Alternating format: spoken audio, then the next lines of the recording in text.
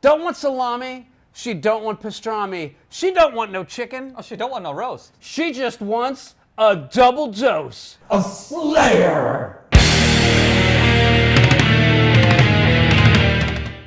That's right.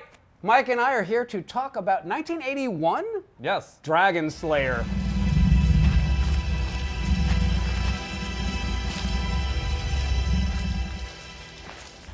Unclean beast, get thee down!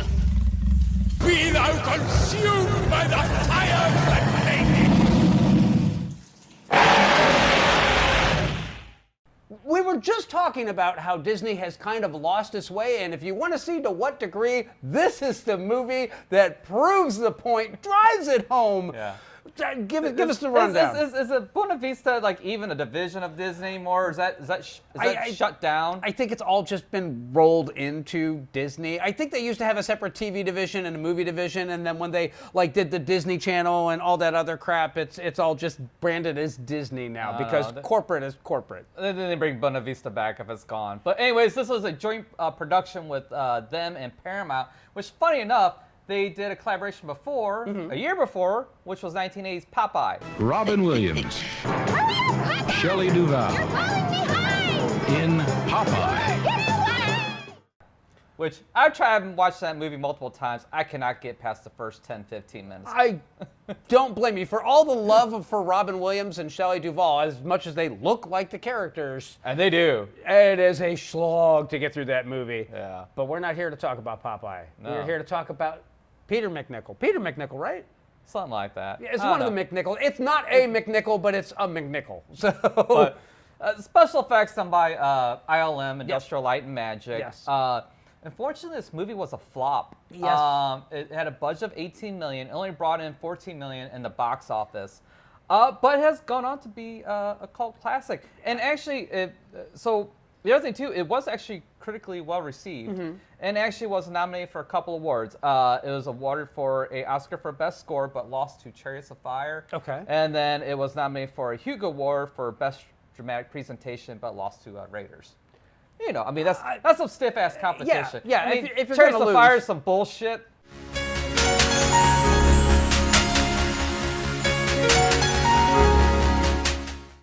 That movie, I don't know why that was even a thing. You know, it's 1981. Whatever. We'll let it go. Yeah, we'll let it slide. But Dragonslayer is a coming-of-age story done right, and that's really the heart and soul of this film. And this is back when PG was very different than PG nowadays. No, this easily be PG-13 now. From the violence and the princess getting eaten. Yeah, I was gonna say there's the gore, there's the violence, there's also the very brief nudity in this one. Oh yeah, there is. Yeah. Yes. So, Yes. but you know, it starts off and we have a party that has shown up at a wizard's castle. They have traveled far and wide to find somebody that can help them slay the dragon that has basically been terrorizing their village for a very, very long time. Twice each year, at the spring and autumn equinox, the king selects a new victim. Virgins. A lottery. Barbaric. And the wizard actually, who takes no guests, actually allows them in and kind of spells out that this is a very old dragon, that it is in constant pain. Look at these scales, these ridges. And the dragon gets this old, it knows nothing but pain, constant pain. He grows decrepit, crippled, pitiful, spiteful. Will you help us? He's never killed a dragon before, though. He knows some sorcerers that have, but they're all dead now. Peter MacNicol is his apprentice. And which plays into a very old Disney theme going all the way back to Fantasia of the Sorcerer's Apprentice. And he plays it straight in a charming kind of way. It's never overdone. There's some genuinely funny moments, but they're never played as jokes. No, they're not for strict laughs. And naturally, when the guardian of the crown comes and he realizes that the villagers are trying to hire this wizard, he's a skeptic. I've no more love for that creature than you lot. Nor has the king. But before you stir things up, don't you think it would be a good idea to find out if you've got the right man for the job? So He needs a test. he does That's need right, a need a test. test. So it's a test you're looking for. We don't do tests. Sure you don't. And if you're going to have a test, this is a tough one. This is.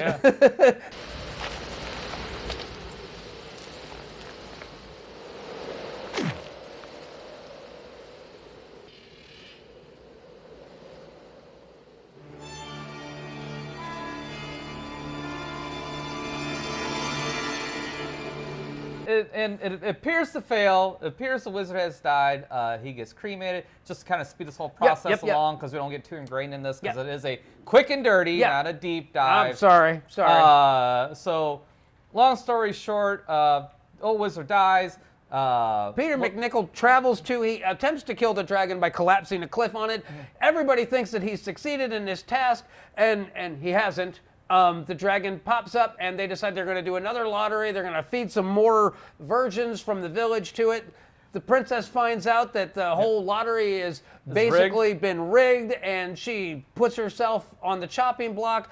They create a magic spear that is cool looking, and Peter MacNicol fails again to kill the dragon, but he really tries this time. Oh, he tries big time, in beautiful fashion. And then he realizes that this was never about him. This was about his master. He throws the ashes into the flaming water. His master appears, and it's time to kill the wizard, the dragon, and magic in this world. Yeah. And literally all in one fell swoop when he smashes the amulet. And the end. That's kind of where this one goes. It is you nailed it though. It is a very coming of age, and I love the fact that what is Peter MacNicol's name in this one? The character's name. Is it Galen? I think it's Galen. Yeah. Galen fails repeatedly, multiple times. I guess humiliated multiple times. Yes. But that fight with him and the dragon, with the Dragonslayer spear, is epic. And it's beautiful. It's beautiful. It's so well done. It's puppet effects that hold up so incredibly well. I mean, there are some shots that are a little hinky. You can see like the matte lines and all that. But that dragon. First off, they did it. They took the Jurassic Park route when they, needed to show that dragon in scale. It was there in scale. It's a huge animatronic. But then when they needed to show the whole body of it moving, you get to see that. But it moves so fluidly and naturally. The effects really are spectacular in this. And I think that's kind of the reason why this film got a bit of a cult following, because this is a very wordy movie, for lack of a. This is a movie that you've got to be paying attention to. It is not a knight goes and shows how brave he is and slays the dragon and becomes the big hero. Quite the contrary. The main character actually thinks that's what he's there to do. He's going to be the big hero. He's going to show everybody that this is the power of magic and I am here to save everybody. And his epic, spectacular failures. Mostly his hubris. Yes, that's exactly what it is. Yes, his hubris. Yes. It plays. He thinks he's the master now. I got the amulet. I control the magic. He even tells his sidekick buddy. Yeah. Stop it! Out of respect for the master! I have as much respect for the master as anyone, old man. But then again, I'm master now. And he learns otherwise very really quickly. Fast. Yeah. The other thing is that you have the girl who actually has been disguised as a boy by her father the entire time, but now that the dragon's dead, she comes out and basically says, "Hey, I'm a girl. I've been in hiding all this time," which is kind of smart, but really kind of duplicitous in that daughters are chosen to be in the lottery to be sacrificed to the dragon, sons are not, and when she finds out, she comes out, but when the princess finds out that the whole lottery has been rigged this entire time, she actually puts her name on all the lots. Everyone, she places everything. And that's such a great scene, because the king, or whoever it is, pulls out the princess's name. Is like, no, we're not doing this, we're redrawing. That is not the name, it has been misread. There's no mistake. The name's been drawn. Let it stand. No. The good Horsrick has misspoke himself. And another. What treachery is this? The lottery is invalid. True that my name appears on all the lots. This does not invalidate the lottery. It certifies it. And she sacrificed herself. And even like in the end, when she's on that pole and she can run away, no, she goes into the dragon's lair and gets eaten by the baby dragons. Yes. That's some jacked up shit. And surprisingly, when Peter MacNicol goes in, when Galen goes in and he is there to kill the dragons, it's surprisingly gory how that scene is. And the baby dragons, obviously puppets, but really masterfully done puppets. There's a couple of jump scares in there that are still effective to this day. Yeah. So and even when he's stabbing the adult dragon with the spear, there's blood splattering on him. Yes. And you don't see that shit anymore, man. You just don't. And that's a level of realism which they bring back. I bring back the blood. I mean, especially where it's appropriate like this to really get a sense of the gravity of the situation. And you know, like, because I mean, any second Galen can die. Yeah. I mean, yeah, at any moment. That's the whole thing right there. You feel like he is in peril the entire time. When he actually goes and he fights the dragon with the spear, and then the spear breaks, and he's wounded the dragon, but he obviously is still got more fight that's going to have to happen. If the dragon is not dead, it's pissed off, but it ain't dead. And pissed off is even scarier than not dead. Yeah. And he has that, like, you know what, I did my best and failed anyway. And that big growth moment, that coming of age moment where he kind of like has that realization of, you know what, I'm not as powerful as I thought. That, I've been learning all this magic and I have this magic amulet and I can do this and do that, but I don't know everything that's going on in this. Yeah. And so you have that, you have the what is the daughter's name? The love interest. I don't remember, but I love how, like, you know, she still falls for Galen, like, despite his faults, and kind of still sees the growth in him, but at the same time, it's like, hey, you know what? You're gonna die. Bad shit's gonna happen. You know, let's pack him. Just get the fuck out of here. You know, leave this whole magic bullshit behind. Let's just adios. Yeah, and you know, she's trying to be the voice of reason. She's also the clever one. She actually figures out that if she makes a shield out of dragon scales, that it might protect him from the fire, and that's kind of been a bit of a problem for some religious figures and some virgins in town, and the town itself as well. This is like one of those movies where the cast is great. Mm-hmm. Everybody in it really cranks up their performances to 11, and it brings a level of realism to it that you don't see in a lot of kids' films like this. But yet, at the same time, the special effects are really the star of the show, but they only make a few appearances here and there. So, yeah, I mean, but the story's still solid. The story's rock solid. Yeah. I can't fault the writing, and this almost feels like fantasy Jaws, in that they don't show the dragon until the big climax at the end of it, and when they do show the dragon, it lives up to all your expectations.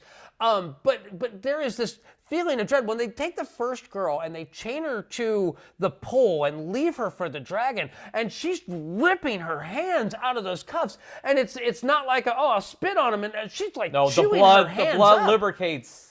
The blood lubricates the hands slip out of the cup. It's wince-inducing to watch that. It looks painful. It feels painful.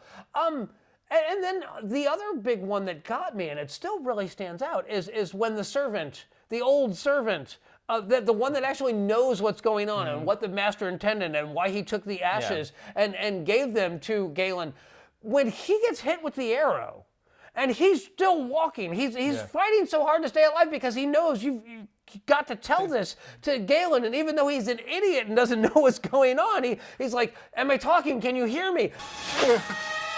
Galen, can you hear me? I hear you. There's something that needs to be done. The master's ashes. Yeah. Find the lake. Throw it in. Bury. Water! That performance is so great, and that scene is so powerful, and yet, you know, it kind of gets lost because there's all these great performances. Peter MacNicol did a phenomenal job in this role in that he didn't overplay it. No, everything is acted to the appropriate levels. It's never overdone, never underdone. It's what it needs to be in every performance. The effects are never really overdone. They're just enough. Everything is done just so. But I will say this: I wouldn't say it's like a fun watch per se. No. But it's an engaging watch. Yes, absolutely. Because you're in it from beginning to end. So I will say that, and I will say this. I will save my comments for the next movie. In the next movie. This movie actually kind of strikes me the same way that Excalibur did, and it strikes me the same way that Lord of the Rings did. In that, yes, there is magic, but it's never overplayed or overly showy. Yeah. Which was kind of weird and different because normally there has been just a ton of animation and sparklies and this and that, and it's not done that way. It's never handled that way. But all the magical effects, especially at the beginning when he puts the pendant in the little metal lockbox, and then it's right there on the table, and then he puts it back in the lockbox and puts a rock on top of it, and then it's in the glass jar that's hanging there, and it's let him know, hey, take me with you, sort of thing. I loved everything about that bit. Yeah. But this is a movie that demands your attention. And we're kids of this generation. We were the audience for this back in the day. And this movie has always had a special place for me. I've always enjoyed it. It took a very long time to actually get it on physical media. Disney will not put it on Disney Plus because it does not fit the new corporate brand and image of Disney, even though it's a PG film. I don't know if the fact that it's a picture with Paramount. There could be because I think Paramount actually got U.S. rights. I think Disney got the international rights. Okay, so but I'll fact check it and throw it here.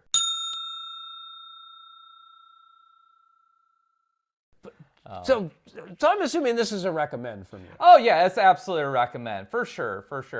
Again, it's not a fun watch, but it's absolutely an engaging watch. And I should say it's not fun. I mean, it's fun, but it's not like, ha. It's not a crowd pleaser. Right, exactly. Yeah. It is not geared the same way that a modern blockbuster is. It is intended for that audience, but it is a smarter film than the vast majority of popcorn munchers. Yeah, and it's got heavy themes in there too.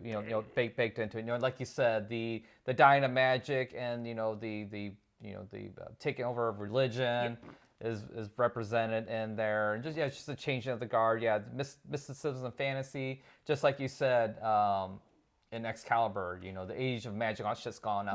It's like the time of men. It's a time for men and their ways. So this is absolutely a recommend for me. It's so much of a recommend that immediately after finishing watching it on Pluto TV and hating the fact that it was interrupted by commercials, I went and bought the Blu-ray. It's available right now on Amazon for less than $15. That's a steal. Buy it. Absolutely. Yeah. So, that's what I got. We're running long. Yes, we are running long, but it's okay. We have a new camera and it doesn't cut us off after 15 minutes. But anyway, that all being said, we will catch you next time.